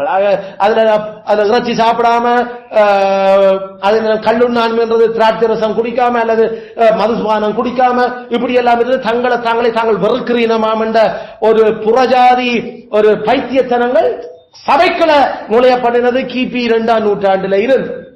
ஆனா வேதம் சொல்லுது பவுலப்போஸ்தலன் 1ஆம் நூற்றாண்டுல இப்படிப்பட்ட சில தாக்கங்களை தான் அவர் கண்டு அவர் அது அப்பவே எழும்பின ஒரு விஷயம் தான். அது ஏற்கனவே புறஜாதிக்குள்ள இருந்ததான். அதான் பவுலப்போஸ்தலன் சில பேர் கடைசி நாட்கள் வந்து சொல்லுவாங்க, தொடாத, சாப்பிடாத, தீண்டாத, குடிக்காத எல்லாம். அடே இதெல்லாம் சாப்பிடுறதால இதெல்லாம் அழிஞ்சு போற விஷயம் தான். இது என்னத்துக்கு அப்படியே இப்படி ஒரு விஷயத்தை இப்படி மனுஷ கட்டளைகளுக்கெல்லாம் நீங்கள் கீழ்படிய தேவையில்லை. இதை சாப்பிடாத, குடிக்காத, கொள்ளாத என்பதெல்லாம். நேரம் அவர் தீமோத்தேயுக்கு சொல்றாரு, அடையப்பா கொடிய காலங்கள் வரும், அப்பவும் கரைவர் சொல்லுவாங்க கல்யாணம் செய்யாத அல்லது தேவன் படைச்சதுகள்ல வந்து பல விஷயங்களை நீ சாப்பிடக்கூடாது இப்படி எல்லாம் சொல்லுவாங்க. இதெல்லாம் பேய்களின் போதனை வேண்டாம். அதுல 1ஆம் நூற்றாண்டு அப்போ இது கேட்கலையே. நாம் ஏற்கனவே சொன்ன மெக்னா மார்ட்டருடைய அந்த சமயம் அது கிமு 2ஆம் நூற்றாண்டிலேயே அது எழும்பி இருந்த அந்த மெக்னா மார்ட்டர். அப்ப அதிலே தான் இந்த மாதிரியான அந்த ஒரு செயல்பாடுகள் எல்லாம் எழும்பி இருந்தது. அப்ப இது ஏற்கனவே அப்போஸ்தலர்களுக்கும் படிய தெரியும். அவங்க எபிரேயரா இருந்தபடியால அவங்க இந்த விஷயங்களை எபிரேயத்துக்குள்ள நுழைய விட இல்லை. ஆனா புறசாதி சபைகளுக்குள்ள ஏற்கனவே இது புறசாதியா கிடந்தபடியால இந்த மெக்னா மார்ட்டர் அந்த சமயம், அதாவது நம்ம அந்த மாதா மாட்டர், அந்த மெக்னா மார்ட்டர், அந்த பெரும் மாதா, பெரிய ஒரு பெண் தெய்வ வழிபாட்டோட சம்பந்தப்பட்டது. கடைசியில நமக்கு மதரண்டை இங்க உள்ளுக்கு வந்தது மெக்னா மார்ட்டர். அதனால இந்த மாதிரியான சமயங்களுடைய செயல்பாடுகள் அது திருச்சபைக்குள்ள பிறகு. அதுல நாங்கள் அப்படி ஒரு அதான் வேறு விரிஞ்ச வாழ்க்கைன்னு சொல்ல இல்ல. வேறு விரிஞ்ச வாழ்க்கைன்னு நாங்கள் கதைக்கிறது பாவத்தோட ஒத்து ஓடக்கூடிய உலகத்தினுடைய வாழ்க்கை முறையிலிருந்து நாமல் வேறு விரிஞ்சு காட்டோம். கிறிஸ்து சொன்ன மாதிரி அவர்களை உலகத்திலிருந்து வெளியே எடுக்க நானும் மட்டும் மண்டாடாம உலகத்தில் அவர்களை வச்சு ஆனா காக்கிறதுக்காக மட்டும் மண்டாடுறோம். அதுல நாங்கள் விரும்பியோ விரும்பாமலோ இந்த கோணல் மாறுபாடுமான சந்ததிக்கெல்லாம் வாழும். கிறிஸ்து அப்படி வாழ்ந்து காட்டின, அதனால நாங்களும் வாழ வேண்டி இருக்குது. அதில் அப்படி வாழ்ற வாழ்க்கையில நாங்கள் வேறு பிரிஞ்ச வாழ்க்கை பல விஷயங்கள் நாங்கள் செப்பரேட் பண்ணுறோம். எங்களை அவர்களுக்கு அது சிறுவடையில் விளங்காட்டி அவர்களுக்கு நாங்கள் அதை விளங்கப்படுத்த முயற்சிக்கிறோம். அதே நேரம் எடுத்த வீச்சுகளோட புண்படுத்துறது இல்லை நாங்கள். ஆனாலும் நாங்கள் அவர்களுக்கு சத்தியங்கள் அப்படியே இப்படி இந்த விஷயங்களைத்தான் நாங்கள் குறிப்பாக 10 விடயங்கள் ஆண்டவருக்கும் ஒருவருக்கொருவருக்கும் கடவுளுடைய சித்தப்படி நற்செய்தி நியமங்களுக்கு கீழ்ப்படுவோம் என்று நாம் ஒப்புக் கொடுத்து ஏற்றுக்கொண்டிருக்கிறோம். இது எங்களுடைய பெரோயாவுக்கு மட்டுமில்ல. இந்த இவ்வளவு இந்த 10 பாயிண்ட்ஸும் நாம எந்த திருச்சபையிலும் இருக்க வேண்டிய விஷயங்கள், கிறிஸ்துவால ஏற்படுத்தப்பட்ட கிறிஸ்துவனுடைய மனதின்படி ஒன்றிணையப்படுகிற எந்த திருச்சபையிலும் இதில் இருக்க வேண்டிய விஷயங்கள். சிலவளை இதை விட கூட இருக்கலாம் இந்த மற்ற இடங்கள்ல அல்ல. ஆனா நாங்கள் இந்த குறிப்பா இந்த 10 விஷயம், தேவபக்தியான சபைத்துவம், தேவபக்தியான கிறிஸ்தவ வாழ்க்கை, இந்த 5 குறிப்பான விஷயங்களை நாங்கள் அடையாளம் கண்டிருக்கிறோம். இதன்படி வாழ்றதுக்கு எங்களை ஒப்பு கொடுத்திருக்கிறோம். அது இத திருச்சபையில சேரேக்கல இந்த தேவனுடைய சித்தம்படி செய்வோம் என்று நாமல் அறிக்கை பண்ணி நாமல் ஒப்பு கொடுக்கிற இதைத்தான் உடன்படிக்கைன்னு நாங்கள் சொல்லுவோம். இதை நான் செய்வன், இதை நான் செய்யறதுக்கு ஒத்துக்கொள்றேன், திருச்சபையார் உங்களோட நான் உடன்படிக்கையும் பண்ணுறேன். அதுல சேர்ச்சில அங்க தவிர சேர்க்கப்படுறது சேர்ந்து கொள்ளுறது ஒரு கவனன்ட், ஒரு உடன்படிக்கை. அது ஒப்பந்தம், அது சும்மா சேர்றது இல்ல. திருச்சபையில ஒண்ணும் இல்ல, ஒப்பந்தம் இல்ல, உடன்படிக்கை. நான் வந்தேன், பைபிளை ஏற்றுக்கொண்டேன், வந்துட்டேன். பைபிளை என்ன ஏற்றுக்கொண்ட நீங்க பாணி? அதைத்தான் நாங்கள் சபையில அதுகள் எல்லாம் சொல்லிக் கொடுத்து வேதப்படி அதை விளக்கப்படுத்தி அவர்களை சீஷராக்கி அல்ல, அவர்களை பிதாகுமார் என்ற சித்தாவை ஞானஸ்நானம் கொடுத்து அதுக்கு பிறகுதான் நாம திருச்சபையில சேர்த்து. அப்ப இதற்குற இந்த விஷயங்கள் எல்லாம் ஏற்கனவே பிராக்டிஸ்ல போறது. இப்ப நமக்கு தெரியும், நம்மளுடைய திருச்சபையிலையும் ஞானஸ்நானம் எடுக்கிறதுக்கு முன்னரே இந்த 10 விஷயங்களையும் நாங்கள் கண்காணித்துக் கொண்டிருக்கிறோம். பல பேர் வெளிக்கிட்ட கையோட அந்த தசவாகம் என்ற விஷயம் அது அவர்கள் அந்த அந்த பயிற்சிகளை அவர்கள் தாங்களாக முன்வந்து அதை ஒத்துக்கொண்டு அதை செய்யறதுக்கு தொடங்குறேன். ஏன்னா கிறிஸ்து அப்படித்தான் திருச்சபையினுடைய பணிக்கு நிதியொத்தாசை செய்யறதுக்கு சொல்லி இருக்கிறார் என்று சொல்லி அயல இந்த விஷயங்களை நாம விளங்கி நாம செய்கிற ஆக்களைத்தான் திருச்சபையில சேர்த்துக் கொள்ள வேண்டும் என்று நாம சொல்றோம். அதே நாம அந்த தசவா பெட்டி கதை கேட்கல, நாங்கள் உழைப்பு இல்லாம எங்களுக்கு கிஃப்டாக யாராவது தரக்கூடிய விஷயங்களுக்கு தசவாகம் கொடுக்க வேண்டிய அவசியம் இல்லை. நாம திரும்ப யாராவது கிஃப்டா எங்களுக்கு தாரினம். உதாரணத்துக்கு அரசாங்கமே எங்களுக்கு கூப்பன் கடையில சாமான் தருது. என்ன சாமான்? கூப்பன் கடையில் நாம காசு கொடுத்து வேண்டிய அந்த கூப்பனுக்கு அவங்களே அது பேசிக்கா அது கிராண்ட், அது மானியம், அது கொடை. நாம உழைக்க இல்லை அதுக்காக. உண்மையில நாம உழைச்சு எங்களுடைய மனோபலன் அல்லது எங்களோட உடல் பலன் செலவழிச்சு கெட்ட தருகிற அந்த பலத்தால நாம சம்பாதிச்ச இருக்கிறது தசவாகம் கொடுக்கிறார். ஆகிய அந்த அடிப்படையில நாம சம்பாதிக்காதவர்களுக்கெல்லாம் தசவாகம் கொண்டு வரக்கூடாது. அதை நாங்கள் ஏற்கனவே சொன்னாங்க. பல பேர் சில வேளையில எங்களுடைய உறவினர்கள் அல்லது திருச்சபையில் இருக்கிற ஏனைய சகோதரர்கள் சில வேளையில எங்களுக்கு தான தர்மமாக இல்ல சில நன்மைகளை சில காலங்களில் இதை நீங்கள் வச்சு செலவழிங்க, இது குறிப்பிட்ட ஒரு நோக்கத்தை நாங்கள் யோசிச்சது உங்களுக்கு தருவணும் என்று இப்ப அதுக்கும் கால்குலேட் பண்ணி வந்த காசு கண்டுட்டு அதுக்கும் ஒரு தசவாகம் கத்தருக்கு கொடுக்க வேண்டியது இல்லை. கத்தர் அது தசவாகம் இல்லை, பேசிக்கா தசமபாகம் வேண்டாம். நாமல் உழைச்சாத்தன் கொடுக்கிறது நம்மட உழைப்பிலிருந்து வருவோம். மற்றவன் உழைச்சு தந்ததை நாமல் கொடுக்கிறது பேர் தசமபாகம் அல்ல. அதுல நாங்கள் சொன்னாங்க சில பேர் நம்ம உழைப்பு இல்ல பொதுவாக, அதாவது நாங்கள் உழைப்பை பற்றி அதிகமாக கதைக்கிறோம். உழைக்காம இருக்கக்கூடாது. அதே நேரம் வயது முதிர்ந்த தாய்மார் அல்லது விதவைகள் அவர்களுக்கு உழைப்பு அவர்கள் தாங்களோடு உழைக்கிறது. அதனால அவர்கள் தசமபாகம் கொண்டு வர நாங்கள் எதிர்பார்க்கிறதும் இல்லை. ஆனா அவர்களுடைய பிள்ளைகள் உழைக்கிறோம் என்றால் அது அவர்களுடைய பிள்ளைகள் கட்டாயம் தசமபாகம் கொடுக்க வேண்டிய ஒரு தேவையில இருக்கிறேன். அது 1 புள்ளியோ 2 புள்ளியோ 3 புள்ளியோ.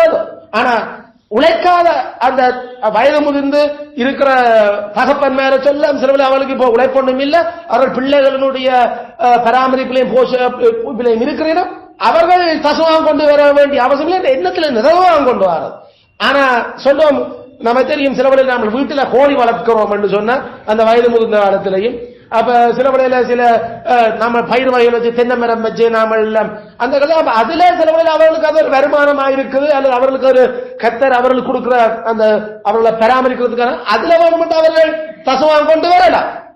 ஆனாக மாறாக அது பணமா தான் கொண்டு வரணும் என்றதும் இல்லையா? அதுகள் உண்டு. ஏன்னா தசமபாகங்களுக்கு வேதம் காட்டுது அது பணமாக, பொருளாக, அது தங்கமாக, அதே நேரம் அது ஆடு மாடாகவும் கொண்டு வரப்பட்டுச்சு. ஆகையால தேங்காய் மாங்காய் எல்லாம் இதுல இருந்து நமக்கு தெரிஞ்சு நாங்கள் தசமபாகமா அதை ஏற்றுக்கொள்றோம். நாங்கள் அல்லது வீட்டுல வளர்ந்த கத்தரிக்காய் வெண்டிக்காய் கொண்டு வரைக்கல அல்லது பிளகாய் என்று வரைக்கும் நாங்கள் அதை ஏற்றுக்கொள்ளும் என்றால் வேதத்தின் கடவுளுடைய மனது தெளிவாக இருக்குது. நாமல் உழைச்சு எங்களை பிரியாசப்பட்டு கொண்டு வரோம். பிரியாசத்தால வந்த விளைவுகளுக்கு தான் தசமபாகமே தவிர அரசாங்கம் தர்ற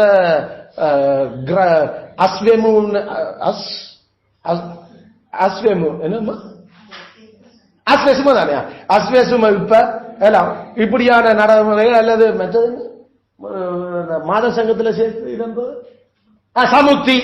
சமுத்தி சமுத்தியால வந்ததுக்கு கணக்கு போட்டுக்கோ அவனே நாம கஷ்டப்பட்டு ஆக்கணும்னு தந்து கொண்டிருக்கிறான். அதுக்கப்புறம் தசவாகம் இங்க கொண்டு வர அதெல்லாம் தசவாகம் இல்லை. ஆனா முந்தி நாம அப்படிதான் நமக்கு அந்த வாரம் எல்லாத்திலையும் கொடுக்கணுமாண்டா இருக்கு. நம்மட பக்தி முக்தினதால அது நமக்கு ஒரு சொல்லியிருந்தாரே இல்லை. அதனால வந்த 5 கிலோ சீனிலையும் நாம ஒரு தசவாகம், வந்த 10 கிலோ அரிசியிலையும் ஒரு தசவாகம் எல்லாம் நாம உழைக்கவே இல்லை அதுக்காக. ஆனா பைபிள்ல அதுக்கு அது தசமம் அப்படி கொண்டு வரையலாம். நாங்களே எத்தனை பேருக்கு சொல்லுவோம் அவங்க உழைச்ச சில பேருக்கு ஏற்கனவே உழைச்ச காசுக்கு வேலையிலிருந்து அவர்கள் நிக்கல அவங்க கொடுத்து இருக்கக்கூடிய அந்த இபிஎஃப் உடன் எடுக்கிறது. இடிஎஃப்லையும் தசம் வாங்கணும். இது ஏற்கனவே நீங்க உழைச்சு கொண்டிருந்ததுலாம் எனக்கு கடவுளுக்கு தசம் வாங்க கொடுத்தேன். அதுக்கு அந்த கணக்குல இதுவும் வந்தது.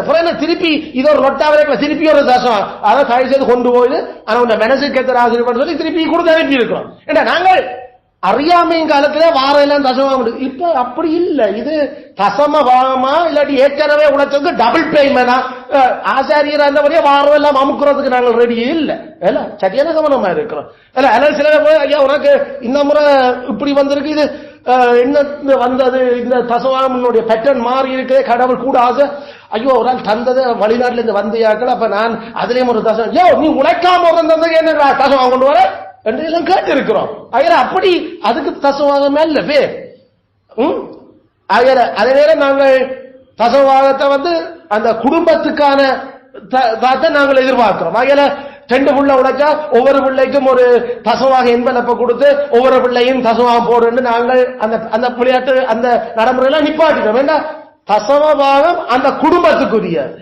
ஆகிய பிள்ளைகள் யாருக்குள்ள இருக்கணுமோ அவர்களுக்குரிய. அதாவது நாங்கள் குடும்பத்துல ஒரு ஆள் அந்த தகப்பன் இருந்தா தகப்பனுடைய பேர்ல தசவாகம் வரும். அதுல 2 பிள்ளைகள் வளர்த்து உழைக்கிறனாலும் அது தகப்பனுடைய அது வரும். அவர்கள் தனித்தொரு குடும்பம் அமைச்சா பிறகு அதுக்கு பிறகு அவர் அங்கிருந்து எங்களுக்கு வரலாம். அது வரைக்கும் அது அந்த குடும்பத்தினுடைய இதாகத்தான் பார்க்கலாம். அதனால நாங்கள் கணவன் மனசி உழைக்க கூட நாங்கள் அதை முதல் தொடக்கத்துக்கு அந்த மனசை பழக்கிறோம். நாம புரோஜாதிகள் என்ன செய்யறோம்னு சொல்லி அதுகளை பழக்கிறதுக்காக நாங்கள் பிறகு சத்தியத்தை நாங்கள் நல்லா விளங்கிக்கல, நாங்கள் அதுகள் எல்லாத்தையும் நிப்பாட்டினாங்க. நாங்கள் ஒரே ஒரு என்வலப் தான், அது ஒரே ஒரு ஆளுக்கு தான். அது உழைக்கிற எத்தனை பேர் உழைச்சாலும் அதுக்குள்ள அந்த மாதத்துக்குரிய வரும். அதுல அது கத்திர முன்னாடி நீங்கள் உண்மையா இருந்து கொள்ளுங்க. மற்றபடி இங்க என்னடா அந்த முறைகள் என்ற வேதத்தில் எங்களுக்கு வாட்டிங் என்று நாம கதைக்க வழிக்கிறே வாட் பண்றது வரைக்கும் ஃபேமிலிக்கு ஒரு வாட் தான். அதுல வயது முதிர்ந்து நிறைய பேர் இருந்தாலும் குடும்பத்துக்கு ஒரு வாட் தான். அதுல கனவேர் வாட் பண்ண இயலாது. அப்ப அந்த வாட்டிங் சிஸ்டம் எப்படி வருதுன்னா அந்த குடும்பத்தினுடைய தசமாக உழைப்பு ஒரு ஆளுக்களால வர்றதை வச்சுதான் அது வருது. அதுல அந்த அதுகளை ஒழுங்குபடுத்துறதுக்கு தான் நாங்கள் தசமாக நீங்கள் எத்தனை பேர் உழைக்கலாம், ஆனா கத்திர முன்னால உண்மையா கணக்கு பார்த்து குடும்பத்தினுடைய தலைவன் பேருக்குள்ள அது வர வேணும். குடும்பத்திற்கு யாரு நிர்வாகத்துக்கு பொறுப்பா இருக்கோ அவர்களுக்குள்ளால அது வரணும் என்று நாங்கள் அதை எல்லாம் ஒழுங்குபடுத்திடுவோம். ஏன்னா இந்த மாதிரி இந்த விஷயங்கள் எல்லாத்தையும் நாங்கள் கிறிஸ்துவனுடைய மனச திருச்சபையினுடைய கட்டமைப்புக்குள்ள அப்படியே பிரதிபலிக்க விரும்புகிறோம். நாங்கள் விரும்பின நாம ஒவ்வொரு ஆக்களுக்கு ஒவ்வொரு என்பலப்பை கொடுத்தா எல்லாரையும் நாம கொண்டு வர சொல்லாம அப்படி எங்கிற சுய அந்த ஹியூமன் இன்வென்ஷன்ஸ் வேண்டாம். சுய புத்தியில எழும்புற கண்டுபிடிப்புகள் சபைக்கு அவசியம் இல்லை. அப்படித்தான் நாங்கள் உலகம் பல சபையில வாழ்ந்த நாங்கள் அதுல அது குடும்பத்தினுடைய கட்டமைப்பை உடைக்கிற முறை, அது பிள்ளைகள் தாய் தகப்பனுடைய நிர்வாகத்துக்களை கீழே இன்னும் இருக்கிறீங்கன்றத குறை மதிப்புக்கு உட்படுத்துற முறைகள். நீங்கள் உழைக்கிறீர்கள், நீங்கள் செலுத்தணும். ஐயோ நான் யாருக்கு கீழே பொறுப்பா இருக்கணும், அவர் எனக்கு பொறுப்பு, அவருடைய நிர்வாகத்துக்குள்ள நான் இருக்கிறேன் என்று சொல்லி இப்படி பல விஷயங்களை நாங்கள் ஒழுங்குபடுத்தி ஒரு தேவபக்தியான குடும்ப வாழ்க்கை முறைய அந்த சபையில கட்டுறதுக்கு முற்படுறோம். இந்த மாதிரியான விஷயங்கள்லாம் ஒரு திருச்சபை அங்கத்தவர்களாக சேர்க்கப்படுறையாக்கள்ல நாங்கள் எதிர்பார்க்கிற விஷயம். அவர்களுக்கு இருக்கிற சலுகைகள் என்ன? சலுகைகள் சொல்றது ஆசீர்வாதங்கள். அந்த அங்கத்தவ சேர்க்கப்படுறையாக்களுக்கு இதுல பல கத்தர காலமான சேவிக்கிறது, அவற்ற மக்களோடு சேர்ந்து சேவிக்கிறது பெரிய சலுகை. ஏன்னா நாங்கள் சில பேரை சில நபர்களை நாங்கள் திருச்சபைக்கு வர வேண்டாம் என்று சொல்லி இருக்கோம். ஏன்னா அது கர்த்தருடைய சன்னிதானத்தில் வர வேண்டிய அவசியம் இல்லை. எங்களோட கூட அது உங்களுக்கு விருப்பமான உங்களுக்கு பிடிச்ச ஆக்களோட நீங்கள் போகலாம், எங்களோட ஆராய்க்க வேண்டாம்னு நேரடியாக நாங்கள் கதைச்சிருக்கிறோம் என்பதை விட கலைச்சிருக்கிறோம். அதுல ஏன் நாங்கள் திருச்சபையினுடைய கட்டமைப்பை குழப்ப விரும்பல, அதை புளிச்ச மாவுகளோட சேர்ந்து கர்த்தரை நாங்கள் ஆராதிக்கிறதுக்கு விரும்ப இல்லை. அதே நேரம் நாங்கள் சரியான கவனமா இருக்கிறோம். யாராவது சபை திருச்சபையில சேர விரும்புகிறோம், அதுக்குரிய அந்த நடைமுறைகள் அப்படிப்பட்ட இந்த குணையல்கள் எல்லாம் அவர்கள் தொடர்ச்சியா காட்டி இருக்க வேண்டும். அப்படி காட்டி குழப்பி பல விஷயங்கள் ஏற்படுத்த நாங்கள் சரியான கவனம். அதுக்கு பிறகு நாங்கள் கர்த்தருடைய இந்த தேவபக்தியான சபத்துவத்தையும் தேவபக்தியான குடும்ப வாழ்க்கையும் குழப்புற விதத்துல ஆக்களுக்கு நாங்கள் அந்த இலகுவாக்க விட்டுடுறது இல்ல சபையை. அதுல இப்படி பல விஷயங்கள் நாங்கள் சில பேர் நாங்கள் வரப்போறோம், நாங்கள் சேர்ச்சுக்கு வரப்போறோம், போதர்கிட்ட கேட்டு சொல்லுங்க. நாங்கள் சில பேர் சொல்லிடுறோம், ஐயா வர வேண்டாம் என்று சொல்லுங்க ஆக்களை. நேரடியாக அப்ப என்ன மாதிரி இல்ல சபைக்கு வரத்தான் யோசனை என்று சொன்னா இங்க ஒரு கட்டமைப்பு சரியான கடவுளுக்கும் சக அங்கங்களுக்கும் தங்களை அர்ப்பணிக்கிற வேலைப்பாடு இறுக்கமா இருக்கும். அப்ப அது என்னன்னு விளங்கணும்னா நீங்கள் எங்களுக்கு பைபிளை கவனமா வாசிச்சு ஒவ்வொரு நாளைக்கு நாங்கள் 5 அதிகாரம் வாசிக்கிறோம்னா அந்த ட்ரைனிங்லயாவது இருக்கிறீங்களான்னு கொஞ்ச நாளைக்கு அனுப்புங்க உங்களுக்கு. அப்படி நாங்க நீ சபைக்கு வர்றதுக்கு முன்னாடி நீ அதை செய்கிறியோன்னு கடவுள் வார்த்தைய கிரமமா ஒழுங்கா வாசிச்ச அதுக்கு உண்மையா இருக்கிறியோன்னு அனுப்பு நீ பாப்போம்டா. எங்கேயாக்க வாசிச்சதும் இல்லை அனுப்புறதும் இல்லை. ஆகல நாங்க அத எங்கள்கிட்ட வந்து கேட்டு யாக்களுக்கே நாங்கள் சொல்லி இருக்கிறோம். போதருக்கு அனுப்ப வேண்டாம், உங்களுக்கு அனுப்ப சொல்லுங்க. அவர்களுடைய ஆர்வம் விருப்பத்தன்மையும் எதுக்காக கர்த்தரை தேட விரும்புகிறோம் தெரியல வரும். அப்படி பல குடும்பங்களை நாங்கள் சபைக்கு வர வேண்டாம் என்று நிப்பாட்டி இருக்கிறோம். இது வந்து கிளப் அல்ல, இது ஒரு சங்கமும் ஒரு விதமான இட்ஸ் நாட் a கிளப். விருப்பமான நேரம் மாற விருப்பமான நேரம் போறது தங்களோட விருப்பப்படி நோ நோ நோ. இது நாம பார்த்த மாதிரி பார்க்க போற மாதிரி இட்ஸ் அ மிலிட்டரி மூவ்மெண்ட். இது ஒரு ராணுவ போர் வீரர்களுடைய ஒரு கட்டமைப்பு, சீரியஸ். அதனால நம்ம போராட்டம் போராயுத நம்மளுடைய அடி வாங்குறது முற்றுகிறது படுபயங்கரம். எங்களுக்குள்ள இருக்கிறோம், எங்களுக்கு வெளியில இருக்கிறோம். அதனால நாங்கள் இதெல்லாம் சொல்லி அதுக்கு மோகம்பட்டு அதுக்கு உறுதிப்படுத்துறையாக்கத்தான் ஒரு வருஷத்துக்கு பிறகு சரி சேர்ச்சுக்கு நீங்கள் வரலாம்னு கூட கிரீன் சிக்னல் நாங்கள் கொடுக்கிறோம். ஏண்டா இவ்வளவு செய்யறையாக்கள் அதுக்கப்புறம் கொஞ்சம் நின்று பிடிப்பின. அப்ப போதுகிற நாங்கள் எத்தனையோ விஜயங்கள்ல அதை நாங்கள் என்னன்னு சொல்றது, அதை நாங்கள் வடிகட்டி எடுத்துதான் நாக்களை கொண்டு வர யோசிக்கிறோம். ஏன்னா திருச்சபை கட்டமைப்ப வெளியில உலகத்தவனோ அல்ல திருச்சபையில இருக்கிற ஆக்களோ சீப்பா நினைச்சு இயலாதன்றது. சர்ச் பவுலப்போஸ்தலன் சபையில சேர்ந்து கொள்ள பார்த்தார், சபை அவரை நிராகரிச்சது. சர்ச்சுக்கு வர வேண்டாம், மறக்க வேண்டாம். சபைக்குள்ள அந்த தலைமத்துவத்தில் இருக்கிறவனுக்கு அவங்களாம் தலைமத்துவம், பேதுரு யாக்கோபு ஜோவா நாட்டெல்லாம் தலைமத்துவம். அவங்க ஓமண்டா தான் சபைக்குள்ள வரலாமா, மற்றபடி சபைக்குள்ள வரையலாது. அதுல அப்போஸ்தலனான பவுலே சபையில சேர்ந்து கொள்ள பார்த்தும் சபையால் நிராகரிக்கப்பட்டார் பல மாதங்களாக. அதுல நாம கவனிக்கணும், இந்த நடைமுறையில சர்ச் ஒரு சீப் பிளேஸ் அல்ல, இட்ஸ் a சிவியர் பிளேஸ். அது சரியான இறுக்கமான கட்டமைப்பு. பொதுவான உலகத்து கம்பெனிகள்லயே அவ்வளவு இறுக்கமாக இருப்பினோம்டா இது எல்லா இந்த உலக கம்பெனியை விட இது ஹோலி கம்பெனி, ஹோலி கம்யூனியன். இது அக்கம்பெனி பண்ணுற ஆட்கள் பரிசுத்த தூதர்களும் கடவுளும் பரிசுத்தவான்களும். அங்க அந்த ஸ்டாண்டர்டும் அதனுடைய எக்ஸ்பெக்டேஷன்ஸும் ஹையஸ்ட் லெவல்ல இருக்கு. இதுல இருந்த உலகத்தினுடைய கம்பெனி ஸ்டைல்கள் எடுக்கப்படலாமே தவிர நாம அதை சீப்பாக்கிடல. இந்த மாதிரி நாங்கள் அதை விளங்குறோம். 6வது பத்தி கிறிஸ்துவோடைய அழைப்பாலேயே அவற்றை அழைப்புக்கு கீழ்ப்படியா வெளிப்படையா காட்டுறதுக்காகவும் அதை நிரூபிச்சு நீங்கள் பரிசுத்தவான்களா நாம சபைக்குள்ள அங்கத்தவர்களை சேர்க்கல. அது ஒரு தன்னார்வ ஒரு ஒப்பந்த கிறிஸ்துவின் நியமத்தின்படி வாழ்ற நற்செய்திக்குரிய ஒரு அமைப்பு. அந்த கட்டமைப்பில ஆண்டவருக்கும் ஒப்பு கொடுக்கணும், சக மனுஷருக்கும் ஒப்பு கொடுக்கணும். நான் ஆண்டவருக்கு ஒப்பு கொடுத்தேன் ரெண்டு கதை கேளாது. ஆண்டவருக்கும் ஒப்பு கொடுக்கணும், ஒருவருக்கு ஒருவரும் ஒப்பு கொடுக்கணும். ஒருவருக்கு ஒருவர் ஒப்பு கொடுக்கிறது கிடைச்சலான ஆட்கள் சபையில சேர்க்கப்பட இயலாது. ஆண்டவருக்கு உண்மையில முழு மனதோட ஒப்பு கொடுத்தா கட்டாயம் ஒருவருக்கு ஒப்பு கொடுக்கிறது கிடைச்சல் பட மாட்டேன். கத்தருக்குள்ள தங்களை ஒப்பு கொடுக்க ரெடியா இருந்தார்.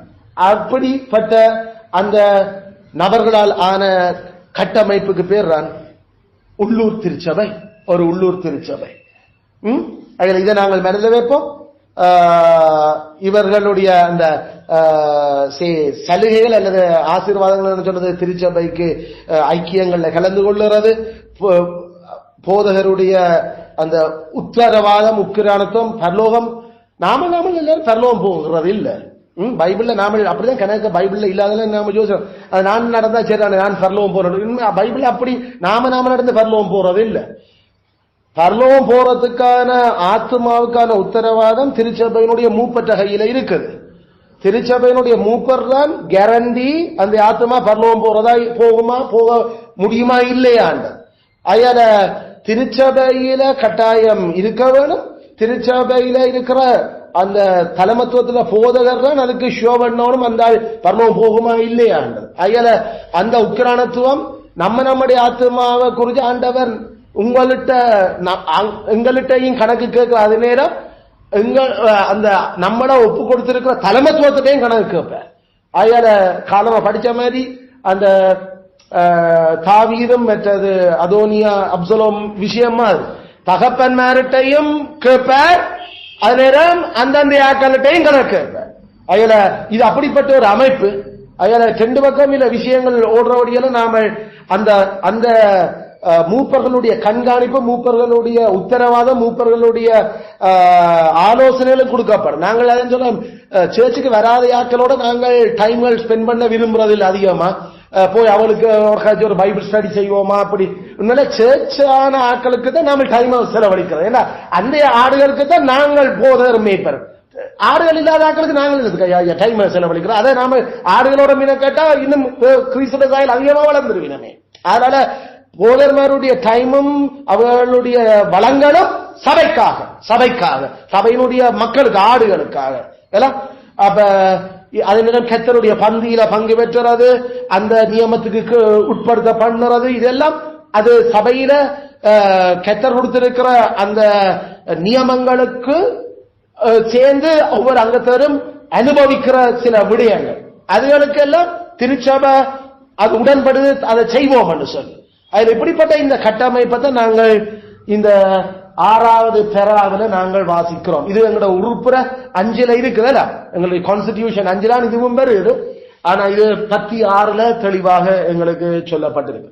அதுல இதை மனதில் வச்சிருப்போம். கர்த்தராமே தொடர்ந்தும் இப்படியான ஒரு தேவபக்தியான சபைத்துவம், தேவபக்தியான குடும்ப வாழ்க்கை, கிறிஸ்தவ வாழ்க்கை வாழுற மனுஷர்கள் திருச்சபையினுடைய அங்கங்களாக சேர்க்கப்படவும், அப்படிப்பட்டவர்கள் அதிகமாக வர்றதுக்கும் நாம தொடர்ந்து ஜெபத்தோட எங்களுடைய குடும்பங்களையும் கர்த்தருக்குள்ள நாம நடத்துவோம். ஆமென்.